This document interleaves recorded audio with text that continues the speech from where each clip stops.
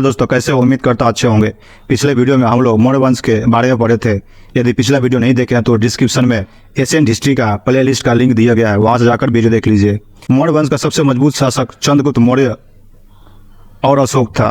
जब तक अशोक राजा था तब तक मगध की स्थिति अच्छी थी। अशोक के बाद कुणाल शासक बना और इसके बाद साम्राज्य धीरे धीरे कमजोर होने लगा, जिस कारण से देशी और विदेशी शासक का प्रभाव मगध पर पड़ने लगा। तो आज हम लोग मौर्य वंश के बाद कौन कौन से देशी और विदेशी शासक भारत में आए, इस वीडियो में पढ़ेंगे। चलिए शुरू करते हैं।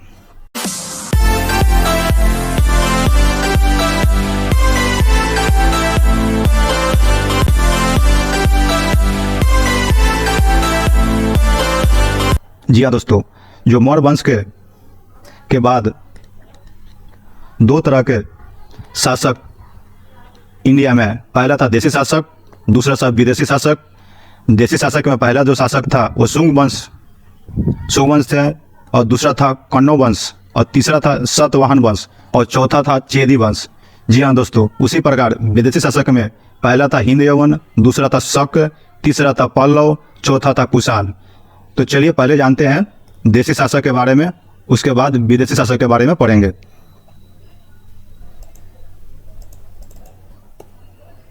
जी हाँ दोस्तों, देशी शासक में जो पहला राजा हुआ वह हुआ शुंग वंश। जी हाँ दोस्तों, तो चलिए जानते हैं शुंग वंश के बारे में। तो शुंग वंश के संस्थापक पुष्यमित्र शुंग ने मौर्य वंश का अंतिम शासक वेदरथ की हत्या कर शुंग वंश की स्थापना किया। जी हाँ दोस्तों, पुष्यमित्र शुंग ने वेदरथ की हत्या कर शुंग वंश की स्थापना किया। तो उम्मीद करता है यह पॉइंट क्लियर हो गया होगा। और अपना राजधानी विदिशा को बनाया था।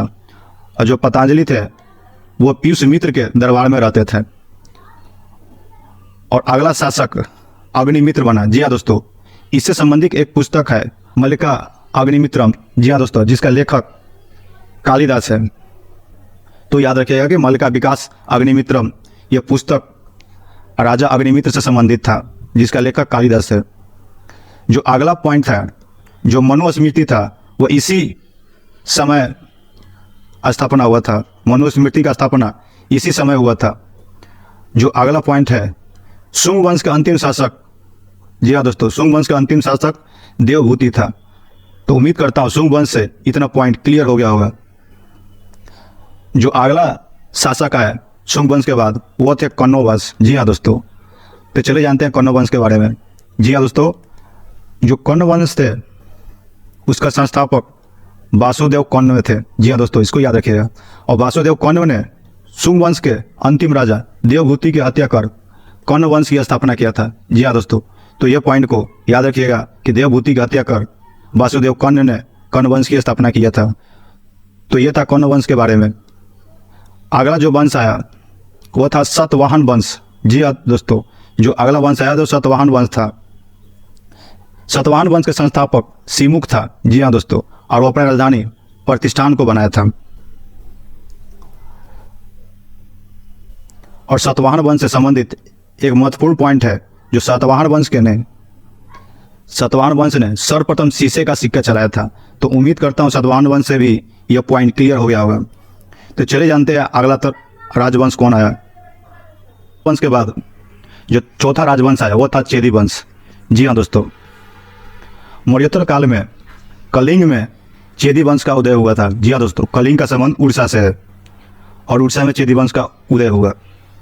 चेदी वंश का संस्थापक, जी हाँ दोस्तों, चेदी वंश के जो संस्थापक थे महावेगवाहन था। जी हाँ दोस्तों, जो महावेगवाहन थे वो चेदी वंश के संस्थापक थे। और चेदी वंश का सबसे प्रतापी राजा, जी हाँ दोस्तों, खारवेल था। जी हाँ दोस्तों, चेदी वंश का सबसे प्रतापी राजा खारवेल था, इसको याद रखिएगा। और हाथी गुफा अभिलेख, जी हाँ दोस्तों, जो जैन धर्म से संबंधित है, वो खारवेल से संबंधित घटनाओं का वर्णन इस गुफा में मिलता है, ये हाथी गुफा अभिलेख में। तो उम्मीद करता हूँ हाथी गुफा अभिलेख से यह पॉइंट क्लियर हो गया होगा। खारवेल को कलिंगाधिपति, जी हाँ दोस्तों, और कलिंग चक्रवर्ती के नाम से जाना जाता था। तो खारवेल को कलिंगाधिपति और कलिंग चक्रवर्ती के नाम से जाना जाता है। और खारवेल जो थे वह जैन धर्म को मानता था। तो उम्मीद करता हूँ तो चेदी वंश से ये इतना पॉइंट था वो क्लियर हो गया होगा। तो चलिए अगला राजवंश की तरफ। जी हाँ दोस्तों, अब देखते हैं मौर्य काल के बाद जो विदेशी शासक आया उसके बारे में। जो पहला विदेशी शासक आया वो था हिंद यवन। जी हाँ दोस्तों, हिंद यवन। तो इस वंश का सबसे प्रतापी राजा जो था वो था मिनांडर। जी हाँ दोस्तों, मिनांडर था इस वंश का सबसे प्रतापी राजा। अगला पॉइंट है मिनांडर पन्हो। जी हाँ दोस्तों, मिनांडर पन्हो एक पुस्तक था जो बौद्ध धर्म से संबंधित था, जिसमें बौद्ध भिक्षुक नागसेन और मिनांडर के बीच वार्तालाप का वर्णन किया गया था। जी हाँ दोस्तों, मिनांडर पन्हो में नागसेन और मिनांडर का बीच का वार्तालाप का वर्णन इस पुस्तक में मिलता है। हिंद यवन से संबंधित अगला पॉइंट है कि हिंद यवन ने, जी हाँ दोस्तों, सर्वप्रथम सोने का सिक्का चलाया था। तो यह पॉइंट बहुत ही महत्वपूर्ण है और बहुत बार एग्जाम में पूछा गया कि सर्वप्रथम सोने का सिक्का किसने चलाया था? तो हिंद यवन ने। तो यह था हिंद वंश से संबंधित प्रश्न। चलिए अगला वंश की तरफ। जी हाँ दोस्तों, दूसरा विदेशी शासक था शक। जी हाँ दोस्तों, जो शक था वह मध्य एशिया के निवासी था। जी हाँ दोस्तों, शक के केवल 5 शाखा हुए थे। जी हाँ दोस्तों, जिसमें पहला था अफगानिस्तान शाखा, दूसरा था पंजाब, तीसरा था मथुरा, चौथा था महाराष्ट्र और पांचवा था जो बहुत ही महत्वपूर्ण है मालवा में। जी हाँ दोस्तों, तो चलिए शक के संबंधित अगला पॉइंट देखते हैं। जी हाँ दोस्तों, मालवा के शक। जी हाँ दोस्तों, मालवा के शक को उज्जैन का राजा विक्रमादित्य ने 58 ईसा पूर्व में हराया और शकों के हराने के उपरांत 58 ईसा पूर्व में, जी हाँ दोस्तों, 58 ईसा पूर्व में विक्रम संवत का प्रारंभ किया। तो उम्मीद करता हूँ यह पॉइंट क्लियर हो गया होगा कि उज्जैन के जो राजा थे वह शकों को पराजित करने के उपलक्ष्य में विक्रम संवत का 58 ईसा पूर्व में शुरू किया था।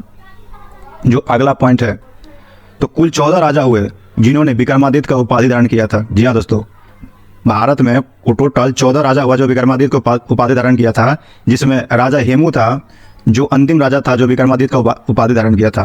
तो यह बहुत ही महत्वपूर्ण क्वेश्चन है, इसको याद रखिएगा। जो अगला विदेशी शासक आया वो था पल्लव। जी हाँ दोस्तों, चलिए पल्लव के बारे में जानते हैं। तो पल्लव का प्रमुख जो शासक था वो था गोंदोफार्निस। जी हाँ दोस्तों, और इसी के समय में सेंट टॉमस ने भारत आया था। तो गोंडोफार्निस के समय ही सेंट टॉमस भारत आया था जो ईसाई धर्म के प्रचारक था। जी हाँ दोस्तों, तो ये था पल्लव वंश से संबंधित प्रश्न। उम्मीद करता हूँ ये क्लियर हो गया होगा। चलिए अगला पॉइंट की तरफ। जो अगला था विदेशी शासक वो था कुषाण वंश। जी हाँ दोस्तों, यह बहुत ही महत्वपूर्ण है, इसके बारे में पढ़ते हैं।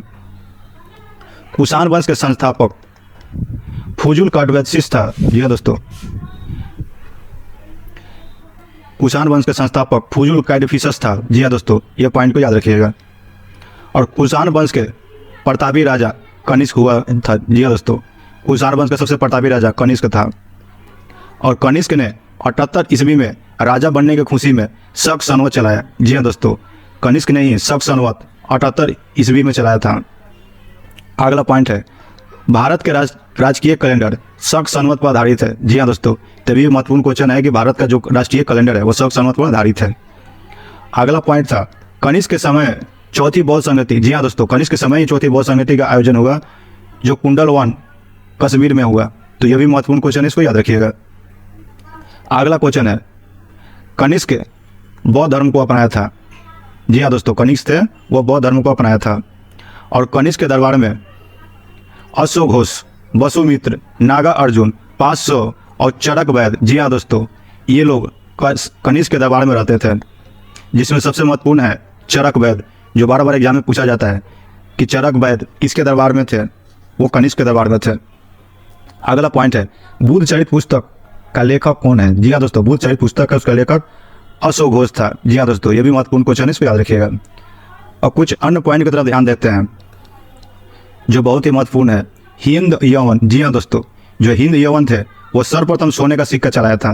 जी हाँ दोस्तों, हिंद यवन ने सर्वप्रथम सोने का सिक्का चलाया। अगला पॉइंट है कुषाणों ने, जी हाँ दोस्तों, कुषाणों ने सर्वाधिक शुद्ध सोने, जी हाँ दोस्तों, सर्वाधिक शुद्ध सोने का सिक्का चलाया था। और गुप्तों ने संख्या में सबसे अधिक सोने का सिक्का चलाया था। जी हाँ दोस्तों, गुप्तों ने सर्वाधिक सोने का सिक्का गुप्तों के समय चला था। और अगला पॉइंट है सतवाहनों ने, जी हाँ दोस्तों, सतवाहनों ने सबसे पहले शीशे का सिक्का चलाया था। जी हाँ दोस्तों, शीशे का सिक्का चलाने वाला वंश था सतवाहन। तो उम्मीद करता हूँ मौर्योत्तर काल का यह चैप्टर आपको समझ में आ गया होगा। यदि कोई डाउट रह गया होगा तो वीडियो को दोबारा देखिए और इससे संबंधित प्रश्न का हल कीजिए ताकि आने वाला एग्जाम में कोई भी प्रश्न ना छूट पाए। चलिए आज के अभ्यास शास्त्र की ओर। तो आज का अभ्यास शास्त्र में पहला क्वेश्चन है, शुंग वंश के संस्थापक। जी हाँ दोस्तों, शुंग वंश के संस्थापक कौन था? जो पहला ऑप्शन है वासुदेव, दूसरा ऑप्शन है प्युष्मित शुंग, तीसरा है सीमु, चौथा है कनिष्क। तो उम्मीद करता हूँ इसका जवाब आप कमेंट बॉक्स में जरूर दीजिएगा। जो अगला क्वेश्चन है, बुद्ध चरित पुस्तक का लेखक। जी हाँ दोस्तों, बुद्ध चरित पुस्तक का लेखक है नागा अर्जुन, दूसरा ऑप्शन है अश्वघोष, तीसरा है चरक, चौथा है वसुमित्र। तो उम्मीद करता हूँ इसका भी जवाब आप कमेंट बॉक्स में जरूर दीजिएगा। तो उम्मीद करता हूँ आज का सेशन आपको अच्छा लगा होगा। अगर वीडियो अच्छा लगा है तो वीडियो को लाइक कीजिए, दोस्तों के साथ शेयर कीजिए। चैनल पर पहली बार आए तो चैनल को सब्सक्राइब कर दे ताकि आने वाला वीडियो आप तक मिलते रहे। मिलते हैं अगले एपिसोड में, तब तक के लिए धन्यवाद।